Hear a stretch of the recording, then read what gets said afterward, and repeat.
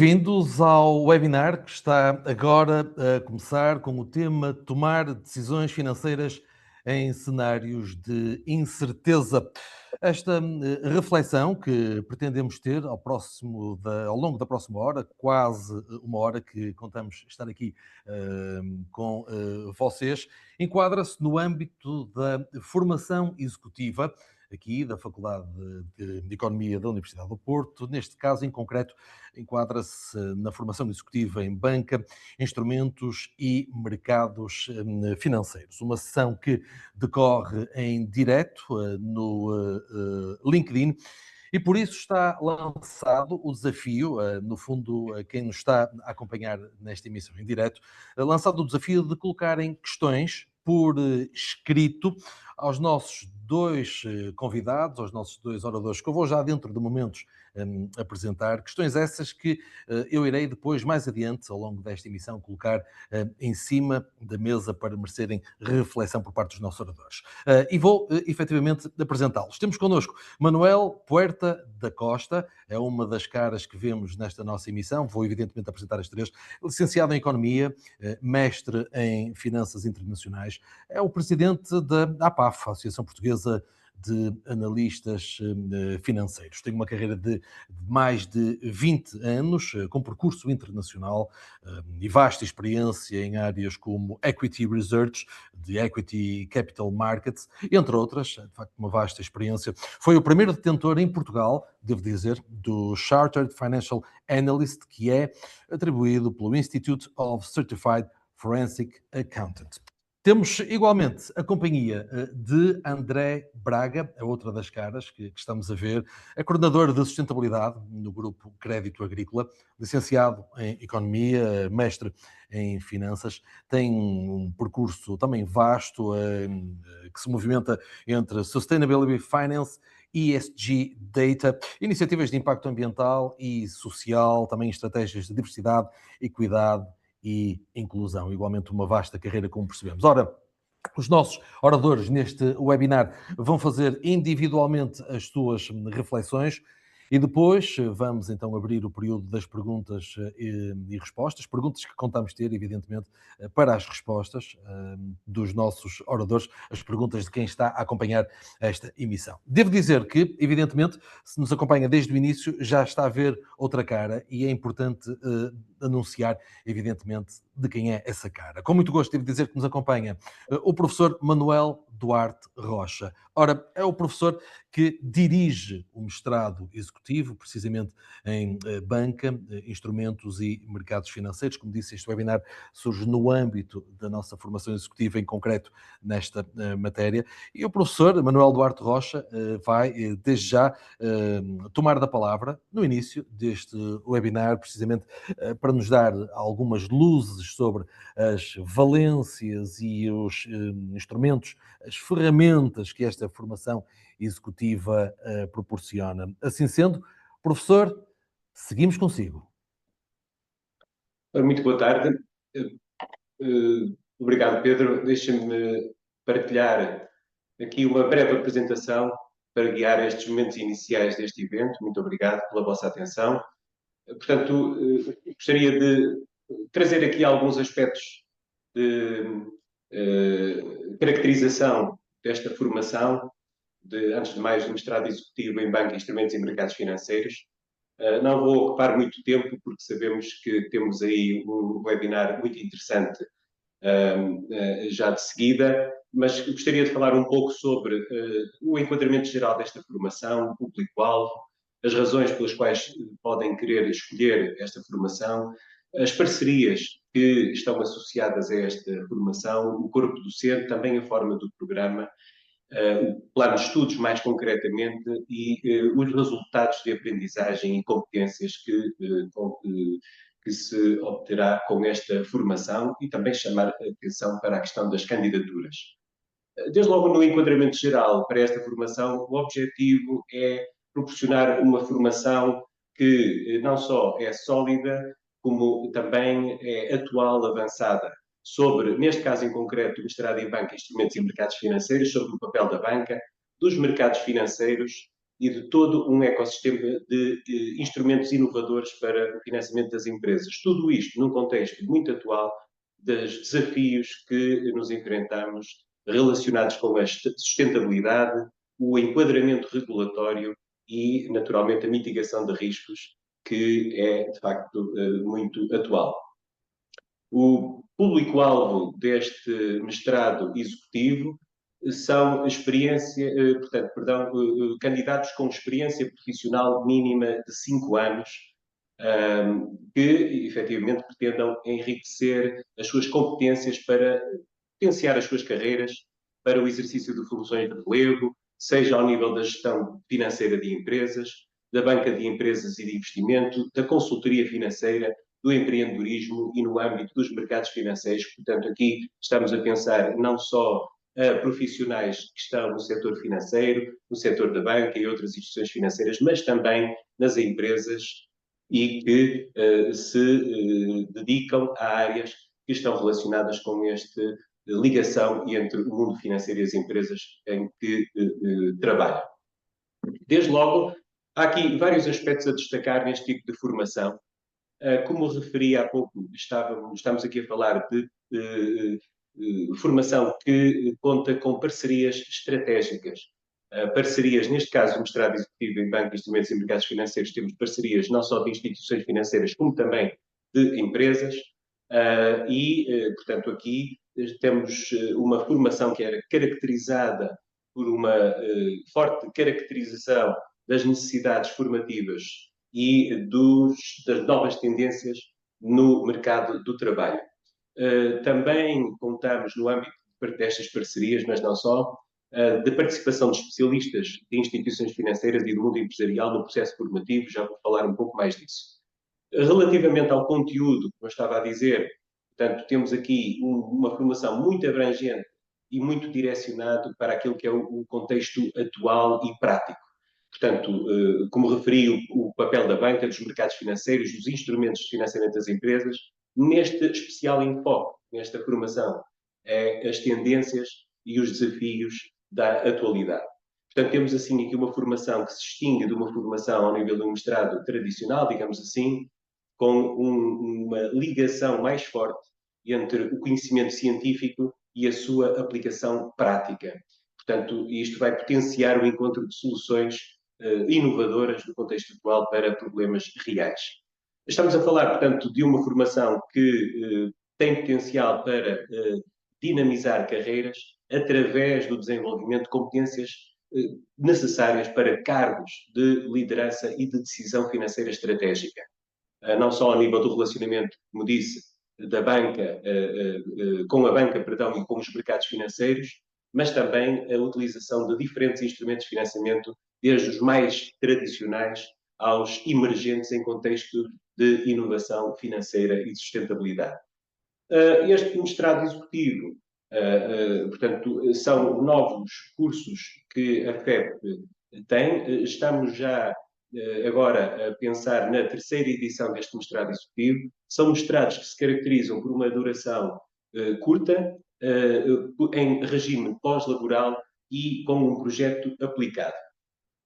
Eu já vou um bocadinho falar sobre isso. Para dar exemplo daquilo que estamos a falar relativamente às parcerias, estas são as parcerias estratégicas com que o mestrado em Banco, Instrumentos e Mercados Financeiros conta desde a sua criação.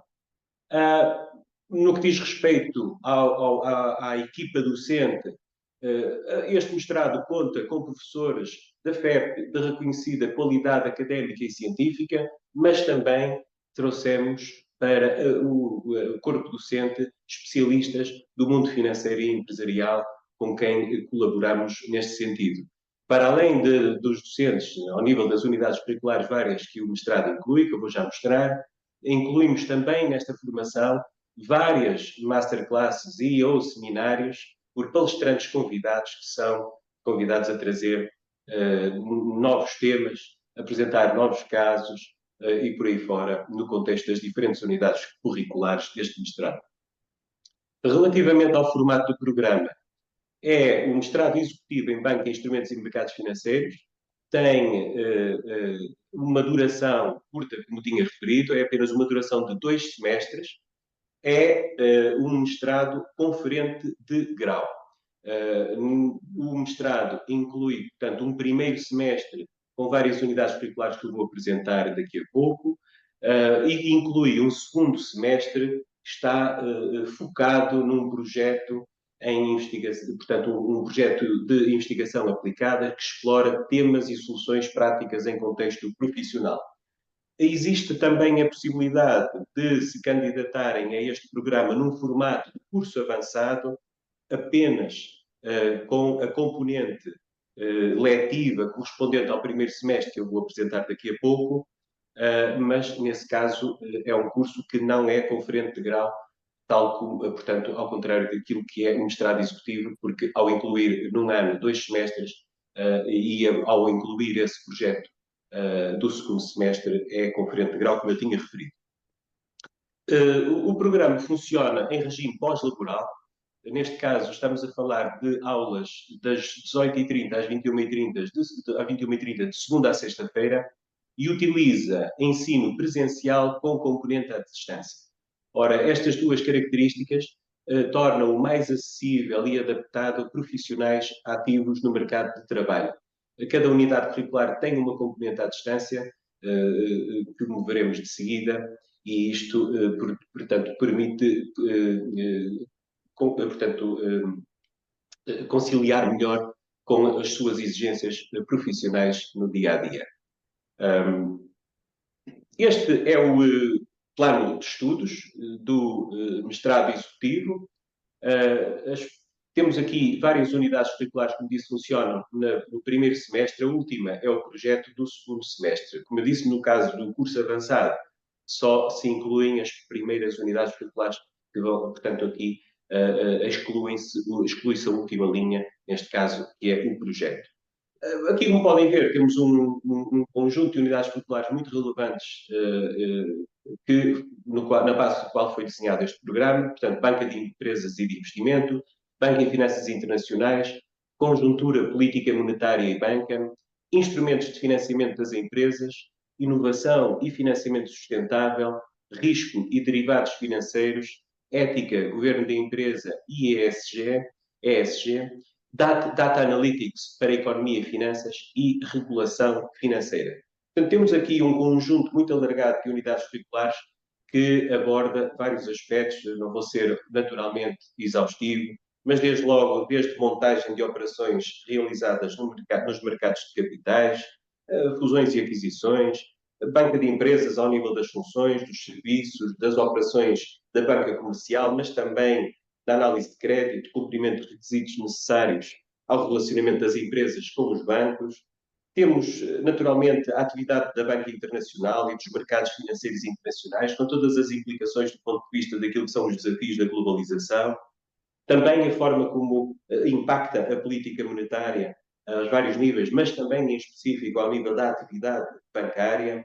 O financiamento bancário, leasing, factoring, obrigações, instrumentos de financiamento de capital próprio, com capital próprio, instrumentos complexos e híbridos, a mobilização das finanças para a inovação, para a sustentabilidade, a governança ambiental, social e empresarial, o conhecimento sobre mercados e instrumentos financeiros sustentáveis, portanto, estamos a falar, por exemplo, de blended finance, títulos verdes, green loans, portanto, empréstimos verdes, a banca de desenvolvimento e microfinanças, fintech, finanças descentralizadas, os principais instrumentos e modelos de relato associados à sustentabilidade empresarial e fatores ESG, problemas de governo das empresas, avaliação da importância dos riscos, medidas de gestão de risco, escolhas estratégicas em relação ao risco para as empresas, os principais instrumentos derivados, a utilização portanto, programação de alguns dos principais softwares de modelação tratamento e análise de dados em finanças, elementos fundamentais da regulação dos mercados financeiros e da regulação bancária. Portanto, um programa muito completo que vai permitir desenvolver várias competências. E aqui temos alguns exemplos.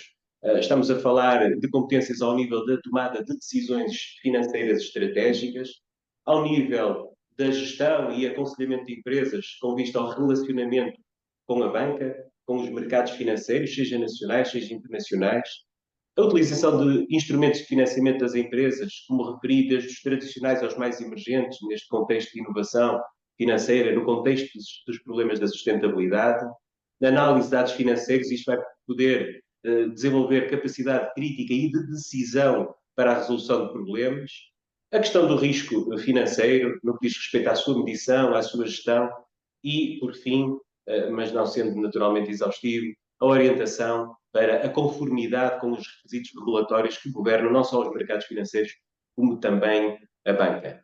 Portanto, esta é a caracterização geral do nosso mestrado, daquilo que também se pode adquirir com o curso avançado, sendo que este último, como disse, não inclui a parte do projeto e, portanto, corresponde apenas ao primeiro semestre das unidades curriculares e, portanto, não é conferente de grau. Portanto, há essas duas opções. Podem encontrar mais informação no website da faculdade dedicado a esta formação, incluindo para os aspectos relacionados com as candidaturas para o próximo ano letivo. Estamos a falar da terceira edição do mestrado executivo em Banca, Instrumentos e Mercados Financeiros, sendo as candidaturas já abriram.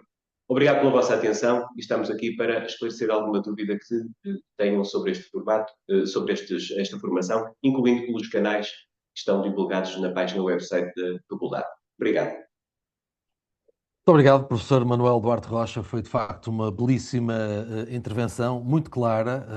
Foi evidente que há muito para oferecer aqui nesta formação executiva da Faculdade de Economia, como nos descrevia e muito bem o professor Manuel Duarte Rocha, em duas vertentes, quer através do próprio mestrado executivo, quer através dos cursos avançados, informação muito detalhada e, sobretudo, muito cristalina, muito fácil de entender que o professor nos proporcionou. O professor, foi um gosto. Seguimos com este nosso webinar. Avançamos agora para então os nossos dois oradores, começando pelo doutor Manuel Puerta da Costa. Força, vamos a isso. Muito obrigado. Deixem-me só partilhar aqui a tela para começar a apresentação. Isso que é isto. E... Sim. Bom, espero que estejam a ver bem esta apresentação, primeira página. Muito boa tarde a todos. Muito obrigado à Faculdade de Economia por este convite para falar um pouco convosco sobre este tema tão atual nos dias que correm. E sem mais delongas, e dado que o tempo é limitado para cada um de nós,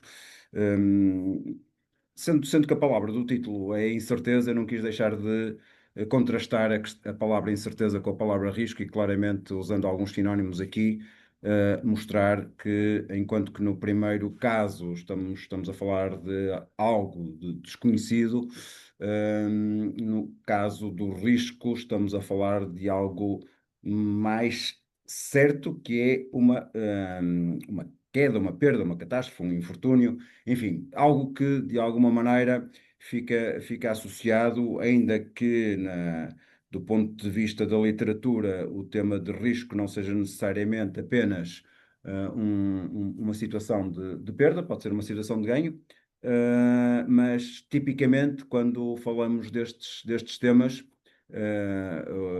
as pessoas associam o risco à possibilidade de perda. Aliás, todos os avisos, sejam do Banco de Portugal, ou seja da CMVM, para produtos financeiros, quando falam de risco, não estão muito preocupados se as pessoas vão ganhar muito, estão preocupados se as pessoas vão perder muito ou algo com as decisões que tomam sobre produtos financeiros. E, portanto, estamos a falar de dois conceitos que têm algumas semelhanças, mas que para nós, economistas, partilham uma coisa que não é de todo igual. Enquanto que, no caso da incerteza, não temos mensurabilidade, não conseguimos medir. No caso do risco, temos alguma forma de fazer uma medição. Isso diz-nos a teoria, já uma coisa que tem mais de 100 anos, a teoria que está aí apresentada de Frank Knight, em 1921, que é possível, no risco, fazer uma quantificação do que estamos a falar. É possível atribuir probabilidades que de alguma maneira são ou podem ser conhecidas e quantificadas. Enquanto que no caso da incerteza há uma situação em que essas mesmas probabilidades, muito dificilmente, se não de forma impossível, seriam quantificáveis e a sua imprevisibilidade, os seus outcomes são de tal forma desconhecidos que mais do que probabilidades fala-se de adivinhas ou tentativas de adivinhar o futuro. E, portanto, nas finanças, os exemplos típicos são as volatilidades das ações para aquilo que é uma medição de risco. É a sua volatilidade histórica, obviamente, e expectável, de uma forma mais futurística, diria eu, mas é algo que, mais uma vez, como há bocadinho fazia o comentário, tanto pode ser ajustado no sentido de ser uma volatilidade que ajude o investidor ou que prejudique o investidor. O que interessa é que é mensurável. Enquanto na incerteza, com os exemplos que damos aqui de choques geopolíticos ou de haver disrupções regulatórias, alterações das bases de capital dos bancos ou das necessidades de ter umas determinadas percentagens nas carteiras de ativos, etc., etc., são algo que consideradas como inesperáveis e quase que têm uma situação binomial de acontecem ou não acontecem, ou é um ou é zero, como no mundo digital. E, portanto, hoje em dia, diria que, se de alguma forma podemos atualizar este slide, é dizer que aquilo que são os choques geopolíticos tornaram-se um pouco mais certos do que no passado. E, portanto, potencialmente, a capacidade de atribuir-lhe alguma probabilidade terá aumentado, nos últimos anos. Nas teorias clássicas era atribuída alguma utilidade a toda a forma de decisão que se tomasse, o objetivo de um investidor racional era maximizar a utilidade. Neste caso, a utilidade do investidor é a sua rentabilidade, mas há uma desutilidade associada ao risco, porque quanto maior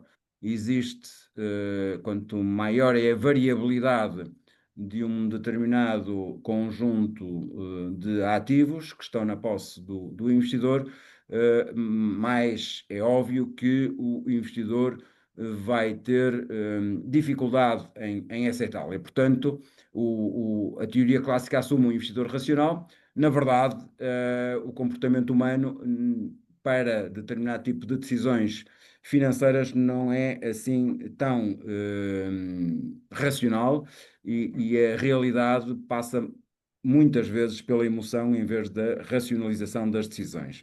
E daí, anos depois, Kahneman e Tversky terem proposto um modelo em que existem vieses por parte dos investidores, vieses de aversão à perda, em que dão uma desutilidade, digamos assim, usando a terminologia clássica, maior às perdas do que aos ganhos. Ou seja, passando para a prática, perder 10% é pior do que ganhar 10% num determinado portfólio e, como tal, as volatilidades mais altas das ações ou das carteiras ou dos instrumentos financeiros que sejam escolhidos são consideradas decisões com menor apetência para serem tomadas. Para além disso, estes autores também chamavam a atenção para o efeito temporal da visão que os investidores têm, enquadrando-nos em horizontes temporais relativamente curtos e tendo,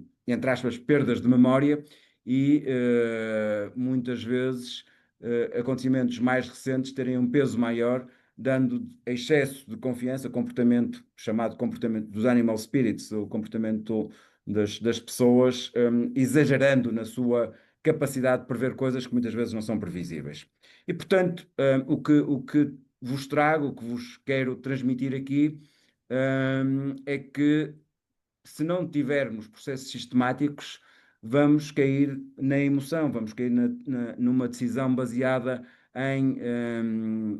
numa perspectiva demasiado curto-prazista e emotiva acerca daquilo que estamos a observar ou daquilo que estamos a ouvir, seja nas redes sociais, seja no research que acabamos de ler, seja na CNBC, seja na Bloomberg, seja onde for, os indivíduos, mesmo que sejam profissionais na sua gestão, têm uma componente de emoção muito grande na sua tomada de decisão e, como tal, a melhor forma de controlar essa emoção é ter processos sistemáticos que definam aquilo que são os objetivos e os problemas que têm por detrás, que definam também com alguma, sendo exaustivos, as fontes de incerteza que podem encontrar neste processo, avaliar os cenários que se colocam no futuro, aplicar ferramentas quantitativas de risco, que me escuso aqui de elaborar, e depois fazer uma decisão sistemática,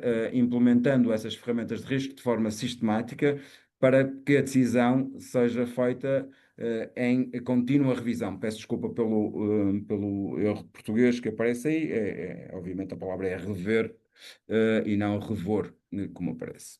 E, portanto, as ferramentas que se ensinam nestes mestrados que o professor Manuel Duarte Rocha mencionou, de análise de cenários ou de stress testing, de simulações de Monte Carlo, de value at risk e de expectativas de queda, ou a análise de opções reais, são alguns dos exemplos que se podem usar para ter um controle e um processo de decisão que tenham em conta factos e números conhecidos, obviamente com uma nuance, são factos e números conhecidos do passado, usam os cálculos probabilísticos, usam regularidades passadas, e um dos principais shortcomings de toda a metodologia sistemática que aqui vos digo que deve ser aplicada é precisamente de que continuamos num mundo em que conhecemos o passado, mas não conhecemos o futuro. E não conhecendo o futuro, obviamente que temos que utilizar baias probabilísticas, mas que assumam que o futuro tem alguma semelhança com o passado. E hoje em dia, mais um comentário dos dias de hoje em dia dizer que o futuro se assemelhará ao passado, assume um grau de dificuldade maior, e para qualquer gestor profissional esse é um dos principais desafios que se põe. Conclusão, ter a capacidade de lidar com a incerteza vai ser um valor acrescentado para qualquer tomada de decisão, seja no mundo financeiro, seja em qualquer mundo, mas estamos a lidar aqui com variáveis financeiras e, portanto, dá uma vantagem competitiva ao gestor de ativos, ao gestor de risco, ao gestor da empresa, ao diretor financeiro, que tem a capacidade de descobrir oportunidades no risco. Oportunidades de preferência assimétricas que lhe deem a ganhar mais do que a perder. E, portanto, evitando concentrar-se num único cenário, garantindo liquidez, diversificação e uma capacidade de fazer a cobertura de risco que tenha por premissa uma grande humildade. É uma das coisas que muitas vezes aqui no mundo da economia tendemos a esquecer, é que somos falíveis, muito falíveis, diria eu. Aliás, acho que todos conhecem a piada de cada 3 recessões que houve no passado, os economistas previram 10. E, portanto, na verdade, reconhecer que não sabemos é uma das grandes virtudes de gerir com eficiência aquilo que é o risco futuro. Dando os exemplos do passado, tenho a certeza que toda a gente estava overconfident na altura sobre aquilo que era as novas tecnologias que a internet trazia no ano 2000, pois essa confiança trouxe uma das grandes quedas do mercado financeiro. Também estava toda a gente muito confiante sobre a capacidade que os novos instrumentos financeiros traziam, as famosas Collateralized Mortgage-Backed Securities e as próprias MBS e uma série de instrumentos que foram criados por esse mundo fora, que deram lugar a uma das maiores crises financeiras que houve no passado. Obviamente há riscos que nada têm a ver com o mundo financeiro ou com o mundo da tecnologia, como aconteceu com o Covid, mas a verdade é que, se formos mapeando os riscos, podemos de alguma forma ter uma capacidade de olhar para as coisas e para as carteiras de maneira mais objetiva, evitando trambolhões gigantescos como os 30, os 50 e os cerca de 25% que aqui estão retratados nos 3 maiores drawdowns que tivemos até este momento. E uma das formas que o mercado nos dá de maneira gratuita para a avaliação do risco é a volatilidade implícita do Standard & Poor's, traduzida pelo VIX, no caso europeu é o VXX, VXX, em que tipicamente temos um disparar dos valores. Recentemente tivemos valores que não chegaram sequer a alcançar os 30, ligeiramente acima dos 30, quando tivemos a situação das tarifas do ano passado, e agora, mais recentemente, com o deflagrar do conflito do Irão. Portanto, estamos a falar de escalas bem diferentes daquelas que foram vivenciadas no tempo da grande crise financeira e do tempo do Covid. Mas não nos devemos esquecer que não são só os instrumentos financeiros que são voláteis, são as próprias variáveis que são voláteis, e, portanto, fazer a previsão com base em dados históricos assume aqui uma normalidade e uma média que tem que ser devidamente enquadrada. Estejamos nós aqui a modelizar cash flows de ativos, estejamos nós simplesmente a parametrizar as composições mais adequadas de um determinado conjunto de ações ou obrigações ou instrumentos financeiros dentro de uma carteira. Concluindo, o tema da previsão e o tema do forecasting é essencial.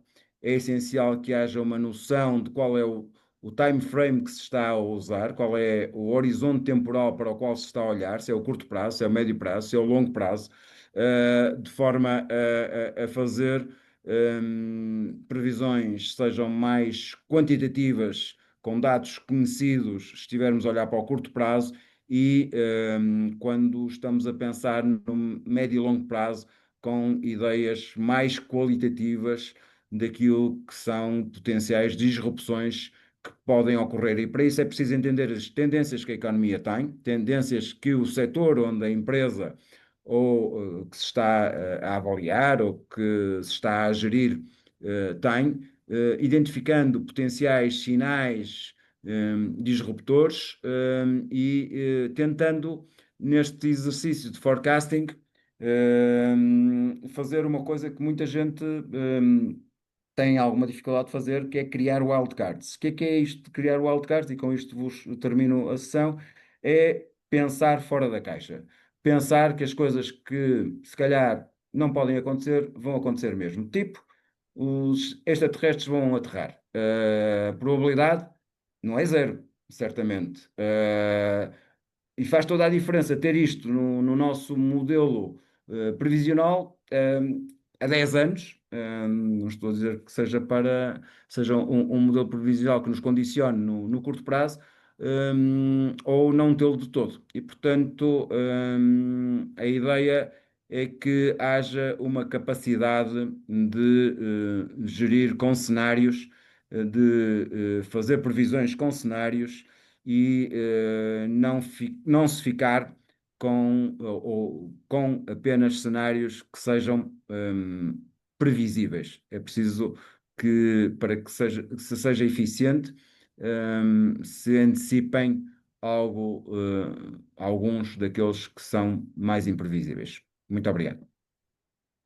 Obrigado nós, Dr. Manuel Puerta da Costa. Foi de facto uma intervenção muito rica e que dá que pensar. Colocou aqui algumas informações nesta apresentação que nos fez que fazem-nos refletir muito sobre os sinais que os tempos em que vivemos nos estão a dar. Enfim, e uma panóplia aqui de questões que se levantam e que poderiam levantar até para vários tipos de debate. Mas muito obrigado pela sua belíssima intervenção. E vamos agora ao Dr. André Braga. É consigo, força. Vou partilhar o ecrã, espero que estejam a ver. Muito obrigado. Boa tarde a todos. Obrigado, Pedro, pela introdução e ao Manuel pela excelente partilha. Quero começar por enquadrar de onde é que vos falo. Falo-vos do interior de uma instituição financeira, um banco cooperativo, com um posicionamento robusto em sustentabilidade. Portanto, o que vos trago aqui hoje não é uma tese académica sobre risco, nem sobre cenários financeiros. É a forma como dentro do setor bancário estamos hoje obrigados a olhar para as decisões de financiamento e de investimento. Em 10 minutos vou tentar fazer 3 coisas com vocês. Primeiro, convencer-vos de que gerir bem hoje, e como dizia o Manuel, é genuinamente mais difícil do que era há 10 anos, apesar de termos muitas mais ferramentas.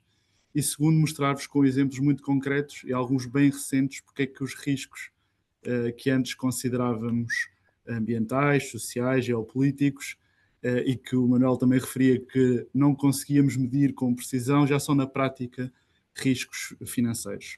E terceiro, deixar-vos uma lista de curta de recomendações para quem decide numa empresa e para quem decide também numa instituição bancária.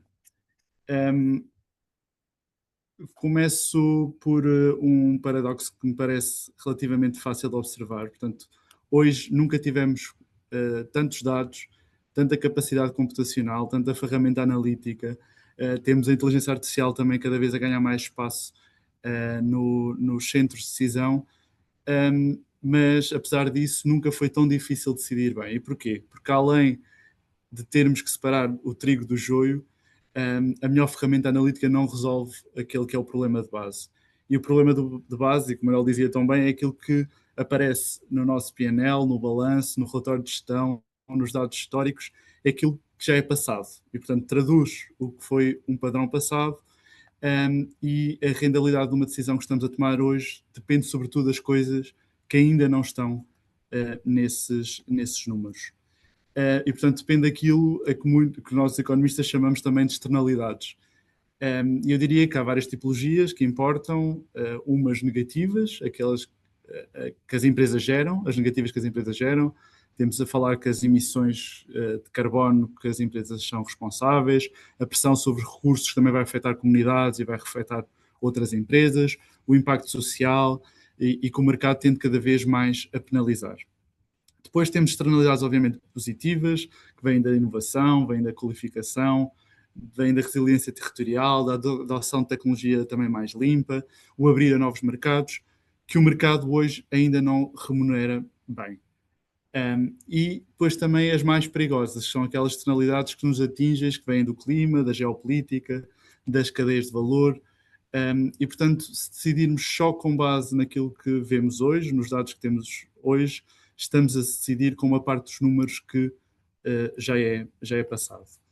E trago-vos um clássico, costumo também apresentar nas primeiras aulas para enquadramento, que isto sobre um relatório que não é uma opinião minha. Todos os anos o World Economic Forum pergunta a mais de 1.300 líderes empresariais, governamentais e académicos quais são os riscos que mais podem impactar a economia global, os riscos que podem mais impactar os negócios, e a edição deste ano, publicada em janeiro de 2026, traz um retrato muito claro.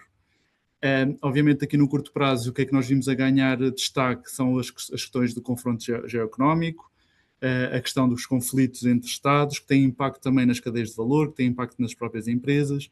Temos os eventos climáticos extremos, que são cada vez mais com maior frequência e maior intensidade. Temos cada vez mais a polarização social e a desinformação e, obviamente, as questões de ciberinsegurança, que têm cada vez mais impacto também naquilo que é os próprios modelos de negócio. E, portanto, há duas leituras que eu quero que fiquem presentes com este slide. Primeiro, é que os riscos mudam de prioridade ao longo do tempo, mas não desaparecem. Se olharmos para o horizonte a 10 anos, os riscos ambientais voltam a dominar o ranking. Portanto, durante muito tempo, os riscos ambientais estiveram, quer no curto prazo e no longo prazo, na agenda destes líderes mundiais, mas o que nós vemos é que hoje, mesmo que não estejam a ocupar a agenda no curto prazo, eles continuam a terem uma grande importância naquilo que são impactos que os líderes antecipam para a própria economia e para os próprios negócios no longo prazo. E, portanto, o mais importante, além de que temos uma complexidade de de riscos que, se calhar, nós economistas não estávamos habituados a precificar ou monitorizar ou quantificar. Mais difícil ainda é que estes riscos estão muito interligados e, portanto, uns alimentam os outros num ciclo que também é ele próprio vicioso. E, portanto, os riscos, eles próprios não funcionam em silo, funcionam em cascata e, portanto, tornam a função de gestão cada vez mais complexa.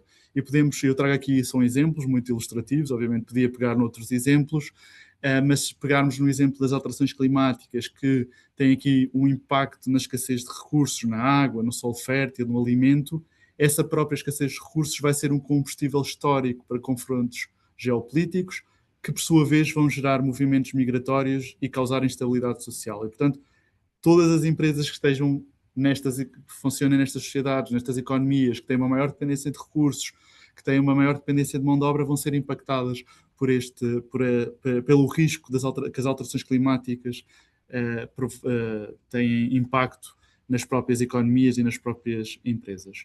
Do outro lado, temos o outro exemplo da questão dos confrontos geopolíticos e da própria capacidade de ciberataques, de espionagem digital.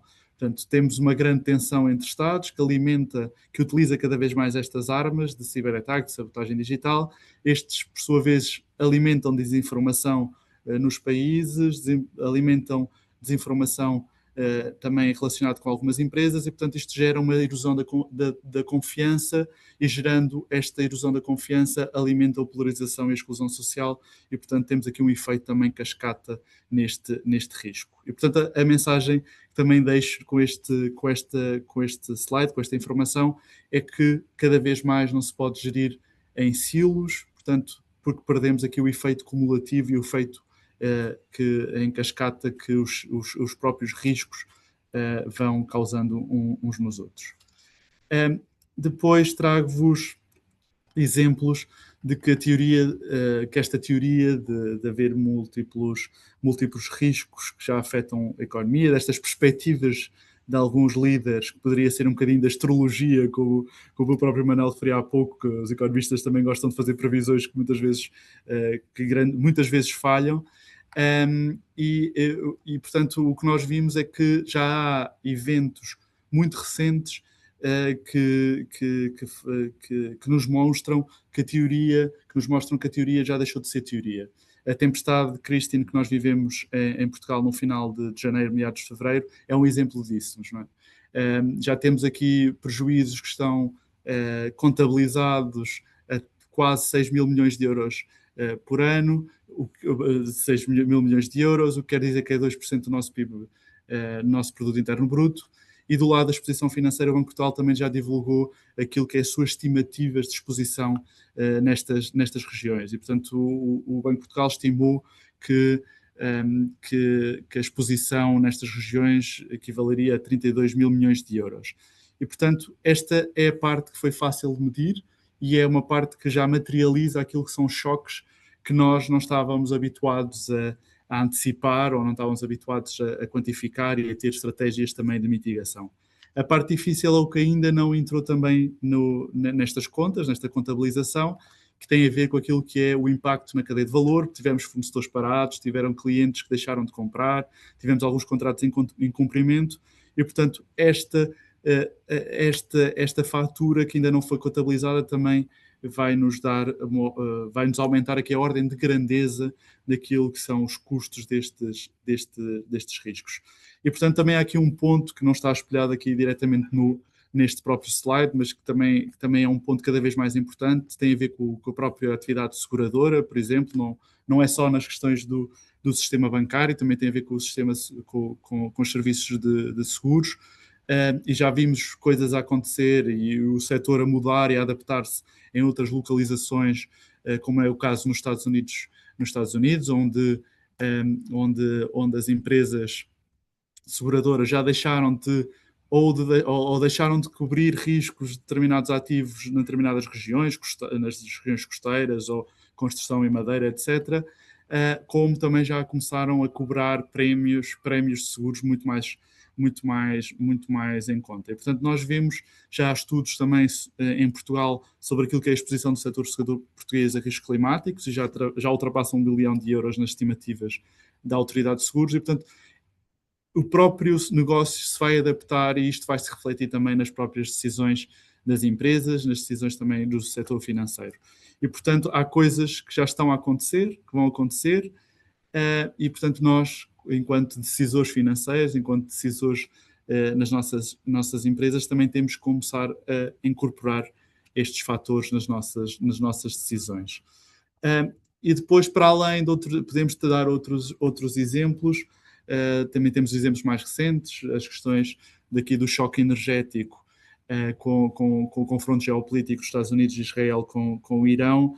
Nós vimos que o preço da energia disparou, o preço do petróleo disparou muito pronunciadamente, e, portanto, as empresas que são intensivas na utilização da energia também tiveram aqui um fator que vai destabilizar a própria condução do próprio negócio. A mesma coisa se aplica às próprias cadeias do setor alimentar, ao setor agrícola, porque vemos que também há aqui uma grande exposição aos fertilizantes e, portanto, é preciso que estas empresas comecem a perceber que muitos daqueles fatores que nós temos, que a comunidade, que a sociedade, que os líderes mundiais começaram a falar nas questões da autonomia energética, nas questões da segurança alimentar, nas questões da agricultura regenerativa, na questão da tecnologia, na questão da resiliência agrícola, já são oportunidades, mas também são formas de mitigação que nós temos que incorporar também nas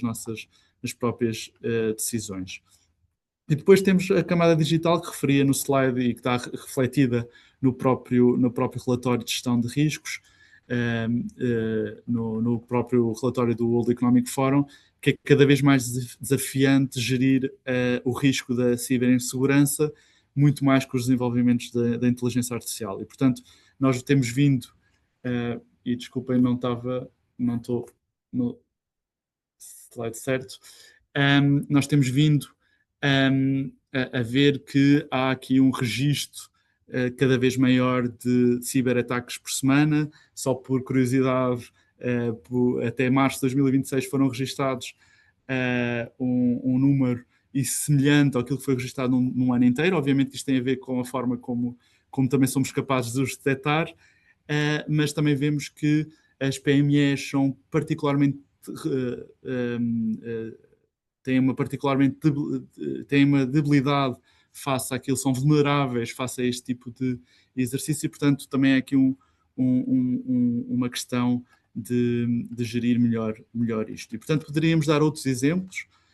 Podemos dar exemplos também do foro social, o exemplo do impacto das dificuldades de integração de migrantes ou a própria polarização à volta do tema, num contexto de envelhecimento populacional e de alguns setores de atividade, como é o caso do turismo ou da construção, que têm dificuldade de ter acesso à mão de obra. Portanto, tudo isto que é um tema social, um tema da sociedade, um tema polarizador, tem um impacto também ao nível dos próprios negócios, e, portanto, as empresas também têm que ter capacidade de gerir este tipo de incerteza sobre a forma como as políticas públicas vão conseguir mitigar ou não este tipo de riscos. E, portanto, com consciência, e porque este mestrado está muito vocacionado também para aquilo que é o setor financeiro, trazer-vos também aquilo que já é uma consciência por parte do próprio regulador financeiro.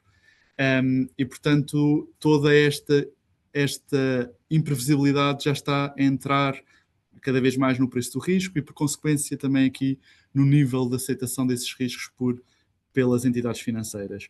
E esta internalização do próprio regulador traduz-se, por exemplo, em 3 grandes blocos concretos de regulação que aparecem aqui no slide. O primeiro tem a ver com a CCRD, a taxonomia da União Europeia, que trouxeram um framework que permite, com conceitos como a dupla materialidade, reporte de emissões, etc., que permite criar uma linguagem comum e uma linguagem focada das empresas em determinados riscos ou oportunidades ambientais e sociais. Sabemos que hoje o processo de regulatório, portanto, daí também uma questão de imprevisibilidade, em termos de gestão. Temos alguma imprevisibilidade também em termos regulatórios, mas sabemos que este processo Omnibus traz alguma simplificação e algum alívio às empresas em geral, mas as grandes empresas continuam obrigadas e vão pressionar as próprias cadeias de valor. Portanto, o PME, que tem aqui um alívio face àquilo que é uma incerteza regulatória, que agora caminha, inclina-se para a simplificação, sabemos que as grandes empresas, ou por pressão regulatória, ou por pressão do sistema financeiro, ou por própria gestão de riscos interno, vão pressionar as próprias cadeias de valor.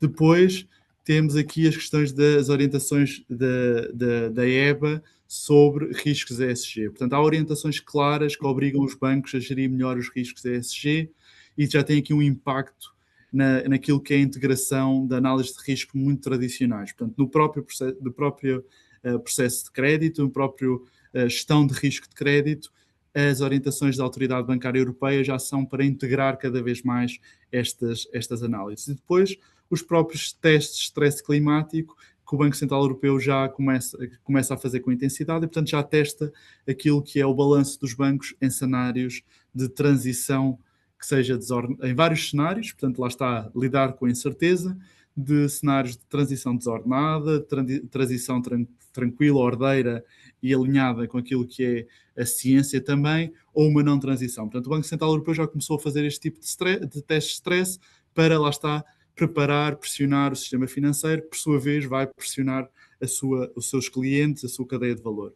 E, portanto, isto é uma questão, obviamente que o regulador acaba por ser aqui um driver de aceleração destas questões, mas como convicção pessoal, para mim e para aqueles que trabalham nestas matérias, não é uma questão de ser compliant ou não, é encarar este exercício como uma oportunidade de gerir melhor riscos e também poder alavancar outras oportunidades.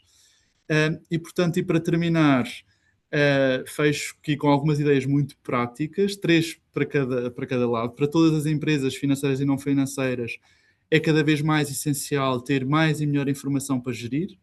É preciso monitorizar os consumos e não apenas o indicador financeiro. É preciso monitorizar as emissões, é preciso monitorizar as dependências, é preciso monitorizar ou mapear aquilo que são riscos climáticos, físicos, geopolíticos, tecnológicos, sociais.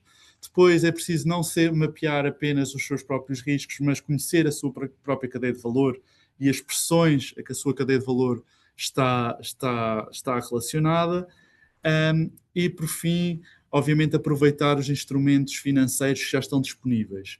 E é isso muito que também falamos na unidade curricular Inovação e Financiamento Sustentável, é conhecer estes instrumentos, seja ao nível de financiamento bancário tradicional, seja ao nível de obrigações, seja ao nível de fundos de investimento, seja ao nível de seguros, apoios públicos. É preciso perceber como é que há instrumentos financeiros no mercado que podem precisamente reduzir os custos de contexto de transição das próprias empresas.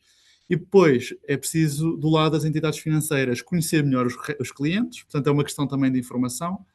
O rating de crédito tradicional já não basta, é preciso conhecer as empresas, a dependência energética das empresas, a exposição das empresas aos riscos físicos, a maturidade das empresas em termos tecnológicos. Portanto, tudo isto é hoje já risco de crédito. Depois é preciso antecipar o impacto regulatório, não é sobre ser compliant com a regulação, é sobre conseguir integrar, quantificar, monitorizar estes riscos e integrar também estes temas na própria estratégia de negócio, não apenas no reporte. E, por fim, diferenciar também no preço e na oferta para os seus clientes, através destes instrumentos financeiros também sustentáveis. E é preciso distinguir também, porque não é a mesma coisa financiar uma empresa que tenha autonomia energética, que não representa o mesmo risco que uma dependente, não é a mesma coisa financiar um imóvel com sistemas de drenagem eficazes com um imóvel que está vulnerável às questões de inundações, por exemplo, e, portanto, é preciso fazer aqui uma diferenciação também ao nível do pricing e do produto.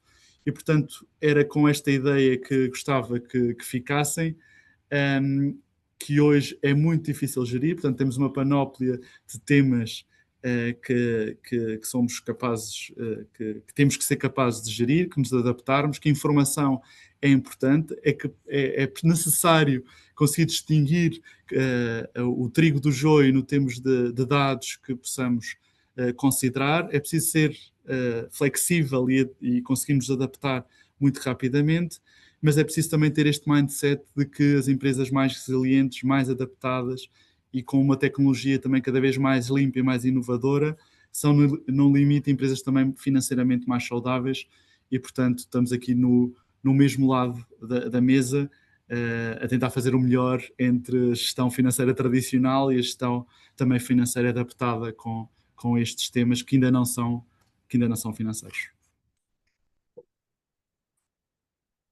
E muito bem. E muito bem, terminamos com esta belíssima exposição do Dr. André Braga. Aliás, concluímos este webinar, estamos com 1 hora de webinar, depois de excelentes apresentações do Dr. André Braga e do Dr. Manuel Puerta da Costa, a quem agradeço mais uma vez, foram de facto muito claros e conseguiram ser bastante sucintos na forma como desenvolveram estas leituras, numa realidade, numa conjuntura que de facto é volátil e há muita gestão de risco e de crise que tem que se fazer, como vocês muito bem explicaram. Resta-me, mais uma vez, agradecer a André Braga, Manuel Puerta da Costa, sem esquecer, evidentemente, o nosso professor Manuel Duarte Rocha, que teve a intervenção inicial, a quem mais uma vez também agradeço, sobretudo pela forma como tão bem explicou quais são as valências e os instrumentos que a formação executiva, nomeadamente aqui em banca, instrumentos e mercados financeiros, podem fornecer aos profissionais que já são de topo e que estão no mercado. Por isso, professor Manuel Duarte Rocha, agradeço igualmente a sua presença. Fica aqui uma palavra para quem nos esteve a acompanhar neste live que transmitimos no LinkedIn e permitam-me apenas concluir dando nota de que nestas 2 últimas semanas deste mês de abril vamos continuar a realizar webinars dedicados à formação executiva aqui da Faculdade de Economia da Universidade do Porto. Obrigado aos 3 que estiveram nesta sessão e obrigado a quem nos acompanhou na nossa emissão em direto. Muito obrigado. Até à próxima. Obrigado. Obrigado, boa tarde. Obrigado, boa tarde. Boa tarde.